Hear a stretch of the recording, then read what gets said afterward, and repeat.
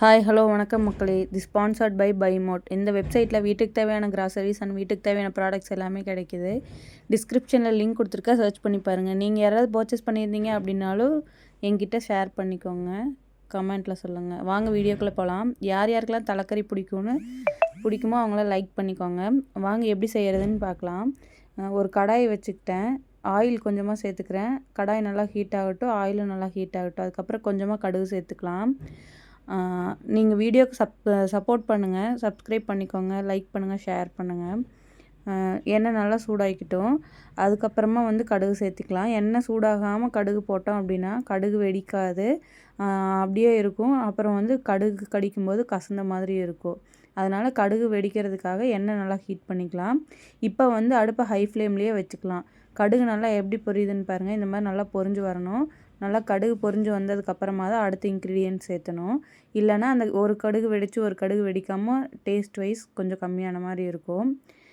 கடுகு நல்லா வெடிச்சுக்கிட்டோம், அது வரைக்கும் வெயிட் பண்ணிக்கோங்க. அதுக்கப்புறம் பெரிய வெங்காயத்தை எடுத்து நல்லா பொடி பொடியாக கட் பண்ணி வச்சுக்கோங்க. அதாவது பொடி பொடியான ஆம்லெட்டு கட் பண்ணுற மாதிரி பொடி பொடியாக கட் பண்ணிடாதீங்க, கொஞ்சம் குச்சி மாதிரி இருக்க மாதிரி கட் பண்ணி எடுத்துக்கோங்க.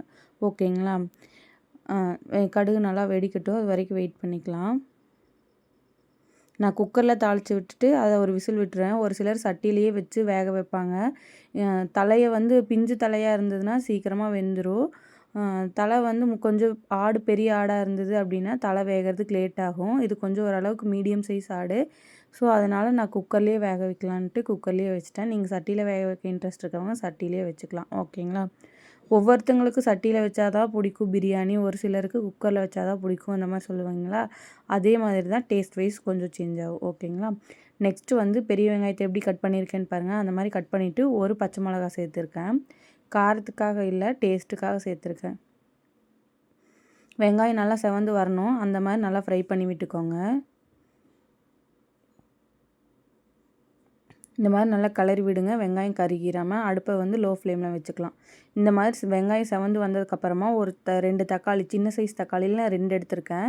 2 இந்த மாதிரி பொடி பொடியாக கட் பண்ணிவிட்டு அதையும் சேர்த்துக்கிட்டேன். இது நல்லா வணங்கி வரணும். கொஞ்சமாக கல் உப்பு சேர்த்துக்கலாம் தக்காளி வணங்குறதுக்காக. கல்லுப்பு எதுக்காகனா தக்காளி கொஞ்சம் தண்ணி விட உப்பு சேர்க்கும்போது, ஸோ அதனால் உப்பு சேர்த்துக்கலாம். இந்த மாதிரி நல்லா ஃப்ரை பண்ணி விட்டுக்கிட்டே இருங்க. தக்காளி நல்லா வணங்கி வரட்டும். எண்ணெய் தனியாக பிரிஞ்சு வரும், தண்ணியெல்லாம் சுண்டிடும். தக்காளியில் இருக்க தண்ணியெல்லாம். தக்காளி பாருங்கள் எந்த அளவுக்கு வணங்கி வந்திருக்குதுன்னு. அந்த மாதிரி வணங்கி வந்ததுக்கப்புறமா தலைக்கறியை இந்த மாதிரி பீஸாக கட் பண்ணி வச்சுருக்கிறேன். அதில் மூளை இதுக்குள்ளே சேர்த்தாதீங்க. ஒரு சிலர் இதுக்குள்ளேயே போட்டு வேக வைப்பீங்க. இதுக்குள்ளே வேக வச்சிங்கன்னா கரைஞ்சிரும். மூளையோட டேஸ்ட்டே தனி, அதை ஒரு வீடியோவில் போடுறேன் நான். ஓகேங்களா? இந்த மாதிரி நல்லா கலரி விட்டுக்கோங்க.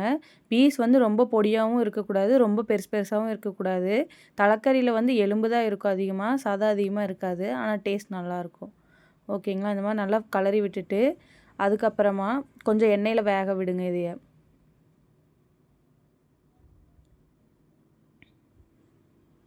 கல்லுப்பு சேர்த்துக்கலாம்.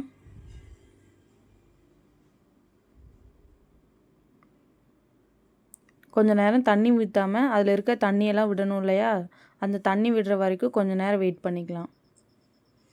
அதுக்கப்புறமா கரம் மசாலா சேர்த்துக்கிறேன். அதாவது பிராண்டுக்காக காட்டல, இது நேமுக்காக காட்டுறேன். ஓகேங்களா? கரம் மசாலாங்கிறதுக்காக மட்டும்தான் நான் காட்டுறேன், நேமுக்காக, பிராண்டுக்காக காட்டலை.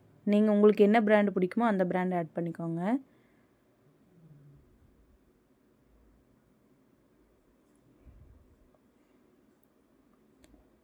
தலைக்கறி பாருங்கள் நான் எந்த அளவுக்கு நீட்டாக க்ளீன் பண்ணி வச்சுருக்கேன்னு பாருங்கள். இந்த மாதிரி இருக்க தலைக்கறியை நல்லா நீட்டாக கழுவி எடுக்கும்போது என்ன ரெட் கலரில் இருக்குதுன்னு நினைக்காதீங்க. அதாவது தலை கொஞ்சம் மீடியம் சைஸ் ஆடுன்றதுனால அந்த மாதிரி இருக்குது. நெக்ஸ்ட்டு மட்டன் மசாலா சேர்த்துக்கிறேன். இதுவும் பிராண்டுக்காக கிடையாது, நேமுக்காக தான் காட்டுறேன்.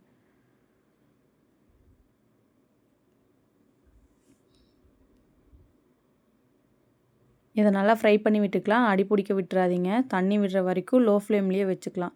நெக்ஸ்ட்டு வீட்டில் அரைச்ச குழம்பு மிளகாத்தூள் இருக்கும் இல்லையா, எங்கள் அம்மா வீட்டில் அது ஸ்பெசிஃபையாக அரைச்சி வைப்பாங்க. அந்த மாதிரி தனியாக அரைச்சி வச்சுருக்க மிளகாத்தூள் உங்கள் வீட்டில் இருந்தாலும் நீங்களும் சேர்த்துக்கோங்க. கொஞ்சமாக மஞ்சப்பொடி சேர்த்துக்கிறேன். இது கிரேவி கண்டிஷனில் வரும். நீங்கள் உங்களுக்கு இந்த மாதிரி கிரேவியாக வச்சு சாப்பிட்ணுன்னு நினச்சிங்கன்னா இந்த மாதிரி ட்ரை பண்ணலாம். டேஸ்ட் வைஸ் சூப்பராக இருக்கும். இந்த மாதிரி நல்லா ஃப்ரை பண்ணி விட்டுக்கோங்க. தண்ணி கொஞ்சம் சேர்த்துக்கோங்க, அடி பிடிக்கிற மாதிரி இருக்க கண்டிஷனில்.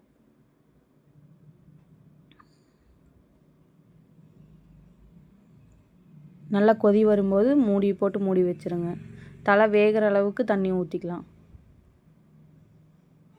நல்லா கிளறி விட்டுட்டு அதுக்கப்புறமா உப்பு கரெக்டாக இருக்கான்னு கடைசியில் பார்த்துக்கலாம். ஏன்னா இறக்கி வைப்போம் இல்லையா, அப்போ செக் பண்ணிவிட்டு கூட கொஞ்சம் சால்ட் உப்பு சேர்த்துக்கலாம். அதனால் இப்போ பார்க்க வேணாம். இந்த மாதிரி கறி முழுகிற அளவுக்கு தண்ணி ஊற்றினீங்கன்னா தான் கரெக்டாக இருக்க மாதிரி இருக்கும். நெக்ஸ்ட்டு இந்த மாதிரி வெந்ததுக்கப்புறமா இறக்கிக்கலாம். கொத்தமல்லி தழை சேர்த்துருக்கேன். தேங்க்யூ.